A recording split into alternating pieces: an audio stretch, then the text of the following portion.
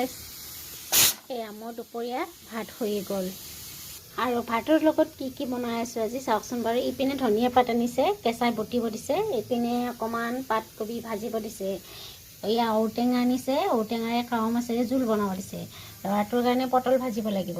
ৰাতিপুৱাই কি খালোঁ জানেনে? এয়া চিকেন আৰু এয়া পাতলা পিঠা বনাইছিলোঁ ৰাতিপুৱা। ল'ৰাটোৱে এয়া খালে। ছোৱালীটোক কি বনাই দিলোঁ জানেনে? এয়া ছোৱালীটোক বনাই দিলোঁ খিচুৰি।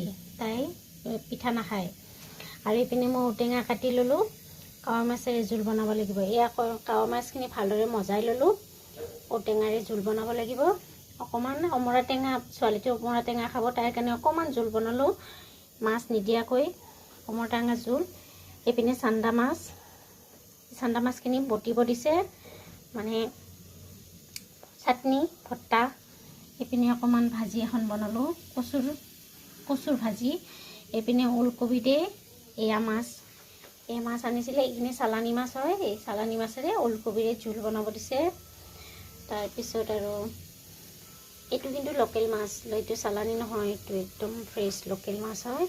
দেখিছেনে বাৰু মই দুপৰীয়া সাজত কি বনাব লাগিব? ৰাতিপুৱাৰ পৰা ষ্টাৰ্ট কৰিছোঁ, দুপৰীয়ালৈকে বনাব লাগিব। আৰু ৰাতিপুৱাতে দুবিধ বনালোঁ, ল'ৰাৰ বেলেগ ছোৱালীৰ বেলেগ।